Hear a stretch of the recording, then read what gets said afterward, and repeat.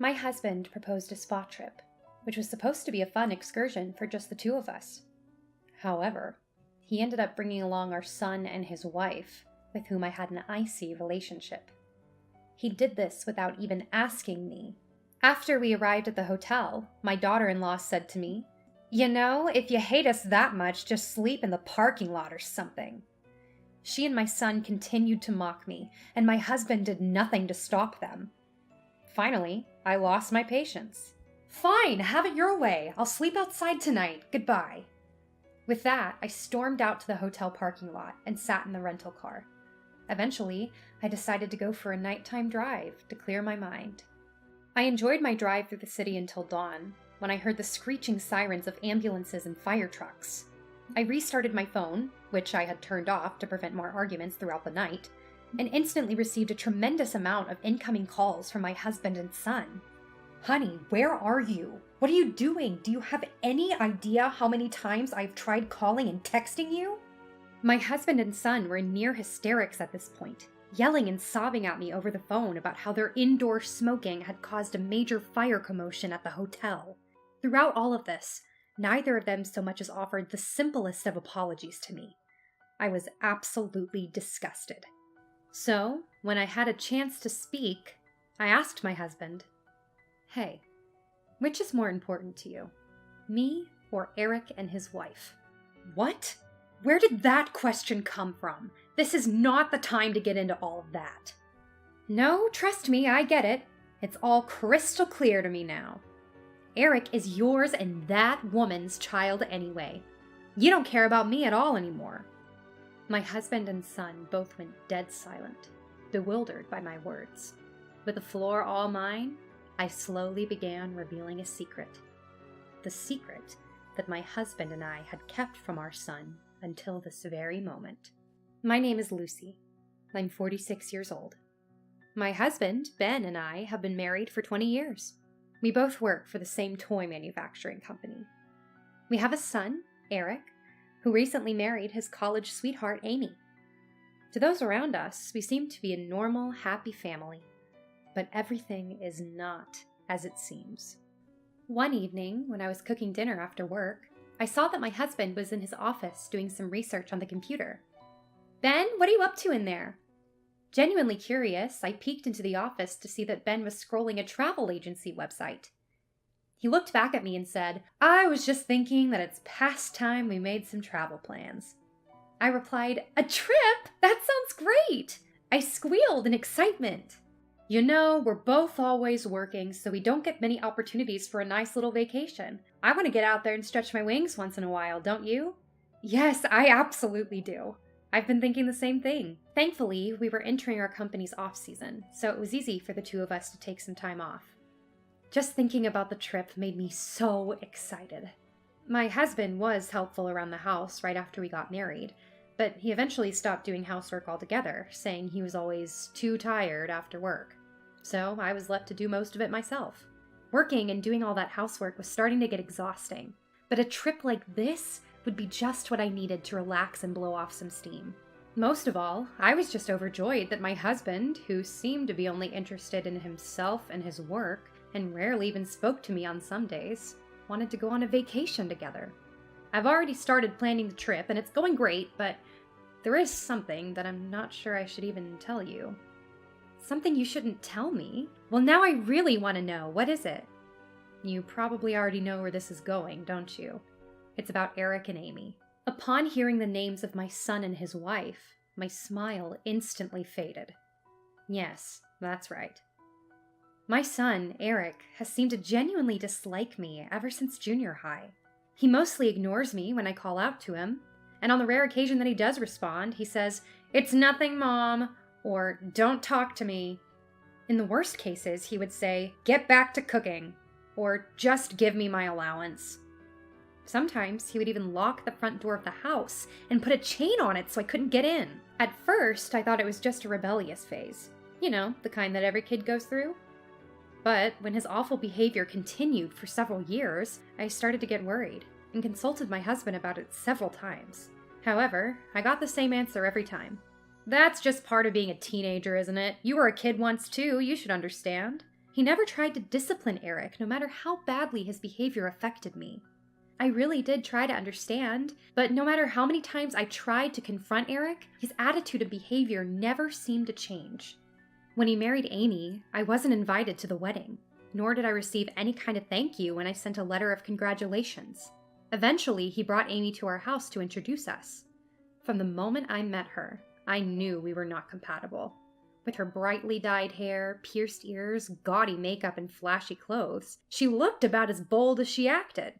Amy acted normally in front of my husband and Eric, but as soon as she was alone with me, she dropped the act. She sat there staring at me, glaring. Then she said, "No wonder Eric hates you." With those blunt words and hateful expression on her face, I realized that she was actually a perfect match for Eric. As you might have guessed, they had no children and seemed to be living, let's say, freely.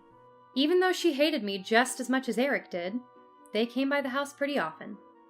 Every time they came over, they did nothing but linger around and say abusive things to me, but they would often stay until dinner. Each time, I would do all the meal preparation and cleanup by myself. During dinner, he would always demand that I bring him additional drinks and snacks, no matter how much food was already on the table. It always hurt my feelings and made me uncomfortable. I rarely participate in conversations between the three of us, but I gave in the other day, and Amy spoke to me as if I were an idiot. "Why do you still work even though you're married?" she asked me. "I wouldn't be able to spend hours surrounded by a bunch of old men making toys." Mind you, Amy doesn't work because she insists on Eric providing for her, but it seems that Amy has a strong habit of slacking off and wouldn't last long even if she did find a job. I sighed as Amy happily talked about skipping work at her old part-time job. Unable to bear such selfish and arrogant behavior from the two of them, I once again asked my husband for advice, to which he said, "Eric is still growing out of his rebellious phase, and maybe he is a bit troubled, but surely Amy isn't so bad, right?" "Amy treats me like a housekeeper just like Eric does. I have a job too, and my body can't take it." Well, I'm sorry, but I can't do anything about that. There was plenty he could do about it if he wanted to, but my husband was obviously just trying to avoid the conversation. Eventually, Eric and Amy stopped coming over. I don't know why exactly. Maybe they just didn't want to see me anymore, or maybe they decided they were financially stable enough not to need to depend on me for free dinners several nights a month. All I knew was that they weren't coming over anymore, and I wasn't having to deal with their arrogant behavior. However, it seemed like Ben was still meeting up with them pretty often. Sometimes Ben would come home and I could instantly smell Amy's perfume and the cigarettes she and Eric smoked together. I have asthma, and secondhand smoke could kill me, so I always begged Eric and Amy not to smoke in the house when they came over. Even though I wished things between Eric and I could be different, as complicated a feeling as it was, I felt peace by not having to see him and his wife. Above all else, I just couldn't bear their abuse anymore. Because of this, I tried my best to persuade my husband not to bring Eric and Amy along for our vacation. Ben finally relented, and I was beyond relieved. We decided on Miami as the destination for our spa trip. I looked at the guidebook every day, bought new clothes, and waited impatiently for the day to arrive. However, I had no idea what unwelcome surprise awaited me. On the first day of our spa trip, suitcases in tow, we arrived at the airport to leave for Miami.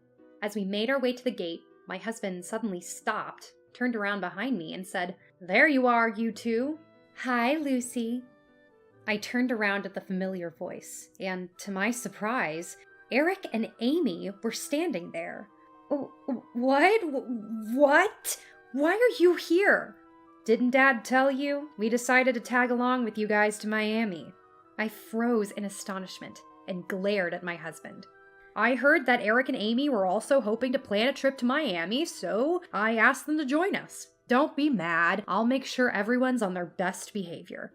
Ben knows how horribly they treat me, and he still chose to put their wishes above mine? I had worked so hard for this day. I put in extra effort at my job and even went on a diet, and now all of it was ruined. I just wanted to give up and go home. There was no use going to Miami if I was just going to be miserable the whole time. As I was about to turn around and go back the way I came, Eric and Amy stopped me. "Mom, I have wanted to fix our relationship for the past 11 years, but I just didn't know how to be honest about my feelings. That's why I always acted the way I did. I also understand that I haven't always treated you fairly, but I couldn't change my attitude with the two of you always fighting, which made it hard to come over and spend time with you. You know what I mean. We don't want to complicate my relationship with you any further. I was astonished. Eric had never spoken to me like this before. It was a bit of an awkward situation for me because turning around and leaving would have made me the villain, so I had no choice but to agree with the whole arrangement and go to Miami as a family. Eric and Amy were in high spirits on the plane and ordered several drinks. My husband sat next to me, smiling ear to ear the entire plane ride. I, on the other hand, was still feeling something strange in my heart, but decided to drown it out by looking out the window and watching the clouds go by. After arriving in Miami and renting a car, our trip began with an itinerary my husband came up with on the plane. Soon after, however, Eric and Amy began talking only to my husband, as if they were totally ignoring my presence. They also harassed me at tourist spots by making me fall into a puddle and getting all wet, and forcing leftover food on me at lunch. In the midst of this disquieting atmosphere, after dinner at the hotel, Eric and Amy came to our room for drinks. My husband went downstairs to grab some snacks from the hotel shop, and Eric and Amy came and sat on my bed without asking. Then, Eric pulled a lighter and a pack of cigarettes from his pocket. "Hey, stop it! This is a non-smoking room!" "What the hell, Mom? It'll get vented out. It's not a problem." I rolled my eyes and stopped him from lighting the cigarette. I then looked over and saw that Amy had just pulled out a cigarette of her own. This sent me over the edge. I lost all my patience and started yelling at them. "That's enough. This is a non-smoking room. If you don't follow the rules, you're going to get us kicked out." "What's up with you being so mad about everything?" "You know I have asthma, and you also know that smoking isn't allowed here anyway. Disregard your own mother's health if you want, but you have to follow hotel rules." Ugh, Mom, you are way too serious. This side of you has annoyed me for so long. Smoking in a non-smoking room is beyond insane. You need to calm down. What's wrong with being a little excited on a trip and smoking a little? You know, if you hate us that much, just sleep in the parking lot or something. Amy's comment left me speechless. While I was trying to collect myself, my husband walked back in. Hey, I could hear you yelling all the way down the hall. What's going on? Why are you yelling?" "I can't do it anymore. I can't be with these two anymore." "Lucy, what's wrong?" "They're trying to light their cigarettes even though they know this is a non-smoking room. I begged you not to invite them so many times. Why did you let them come with us? It's unbelievable." The feelings I spent so long suppressing overflowed with tears. Eric and Amy looked at me with condescending smiles. "You are so annoying, Mom. You're acting like you're better than us. You won't even take a sip of alcohol. You're not even trying to get along with us." At Eric's words, I finally felt something burn out in my heart. "Fine, have it your way. I'll sleep outside tonight. Goodbye." "Hey, Lucy, stop!" I quickly gathered up my valuables and phone and stormed out the room. At that moment, my husband panicked and grabbed my arm to stop me, but I shook him off. "Shut up! Don't follow me! Leave me alone!" With hurried steps, I left the hotel and headed for the parking lot. There was no sign of my husband following me. I got into the parked rental car and drove around Miami that night to clear my head. I had a bad feeling about this vacation from the moment I agreed to let Eric and Amy come with us. It turns out their feelings about me hadn't changed at all. My husband's hadn't either. Even though I tried so hard to persuade him not to, he still offered to bring Eric and Amy along without my permission. After this incident, it would be difficult for me to resume any kind of relationship with the two of them. And on top of that, there was also the secret about Ben and Eric that I was desperately trying to keep to myself. The more I thought about it, the angrier and sadder I felt. So I continued driving, trying to calm myself down. As I continued my drive through the beautiful night view of Miami Beach, I finally started to calm down. I grew exhausted from driving for so long and decided to park the rental car in a beach parking lot to take a rest. Around that time, I thought I heard sirens off in the distance, but I was too tired to care and quickly fell asleep. The next thing I knew, it was morning, and I was greeted by the beautifully glistening ocean, illuminated by the sun. After having breakfast at a restaurant by the sea, Everything suddenly came flooding back to me, and I took out my smartphone. I had turned my phone off when I left because I didn't want to hear my family's antagonizing voices or even read their texts. Now that I was feeling more calm and collected, I wondered what my husband and the others were up to now, so I turned it back on. I found that I had received a tremendous number of phone calls and texts since 11 p.m. last night. The number was no less than 30 or 40. Immediately after the dozens of notifications popped up, I received a phone call from my husband. "Honey, where are you? What are you doing? Do you have any idea how many times I've tried calling and texting you?" Ben was half yelling, half crying. "What do you mean? I just had breakfast at a restaurant on the beach." "What? You're seriously out enjoying a relaxing breakfast while we're in a crisis?" Eric's voice was also enraged. "What do you mean by crisis?" "I mean just as the word says. After you left, the three of us had a small party with cigarettes, wine, and snacks, and before I knew it, we all fell asleep. And when I woke up, the whole room was filled with smoke." "What? Was there a fire?" "That's right. From the looks of it, Eric and Amy never put out their cigarettes." "Is everyone all right?" "It was a minor fire, but fire trucks were rushing in, and all the other people in the hotel had to be evacuated, and we're being blamed for causing it. Amy got slightly burned and was taken to the hospital, and now Eric and I have to go to the police station for questioning and apologizing to the hotel staff." Oh, so that's what the sirens were about last night. My husband tried to say something else, but it was hard to understand since he and Eric were both in near hysterics. It was something along the lines of, "The two of us can't leave, so can you just go to the hospital where Amy is and stay by her side until we can make it there?" What? Without a single word of apology to me, he put his son's wife first. Just like always. I was almost certain that he would never change. That is why I gave my husband one last chance and asked, "Hey, which is more important to you? Me or Eric and his wife?" "What? Where did that question come from? This is not the time to get into all that." "Well, that's all I needed to hear. Goodbye." I was truly disgusted by my husband, and how easily he threw away his final chance. "What do you mean, goodbye? Don't act stupid at a time like this." "No, trust me, I get it. It's all crystal clear to me now.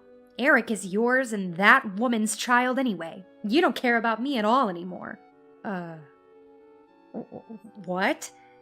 That woman's child? Me? What exactly do you mean?" Both Ben and Eric were stunned by my words. I took a breath and slowly began to reveal the secret that my husband and I had kept from our son until this very moment. "Eric, you are the child of your father and his lover."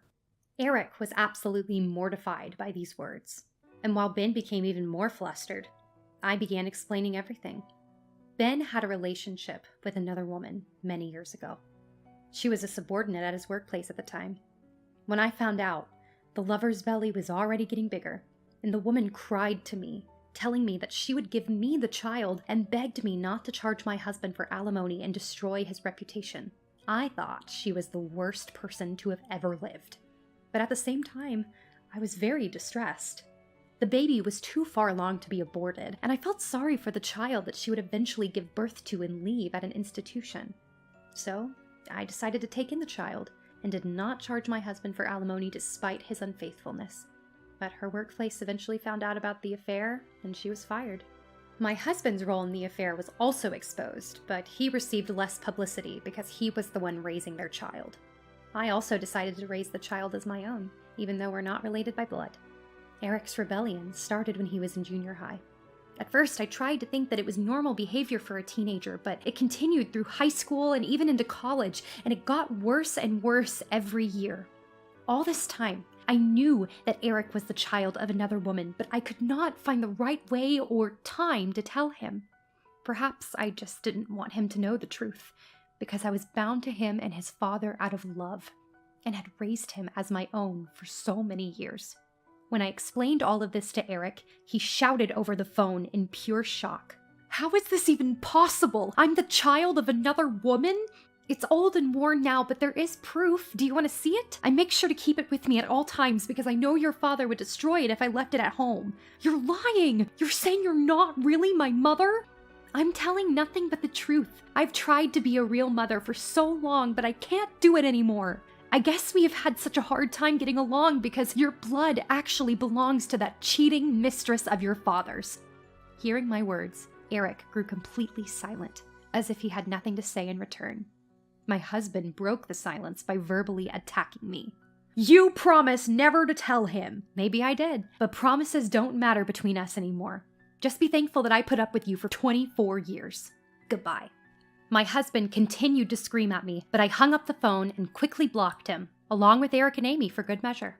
After that, I returned home after enjoying the Miami trip alone, without ever going back to the hotel or hospital. I then packed up my belongings and brought everything to my parents' house, prepared the divorce papers, and sent them to my husband. Afterwards, a colleague at work told me what happened to the 3 people I used to consider family. He told me that the police had berated them for a long time about smoking in the non-smoking room. Then, the hotel demanded a large amount of compensation from them for property endangerment and causing a disturbance. Ben, Eric, and Amy would have to somehow come up with that large sum of money on their own. Later, with the help of a lawyer hired by my parents who heard about the situation, Ben and I quickly finalized our divorce. Furthermore, word of our separation quickly spread throughout our workplace, and Ben, who was not performing as well as he used to, quietly resigned. I heard that Ben was unable to find a new job, borrowed money from all kinds of acquaintances, and finally went broke.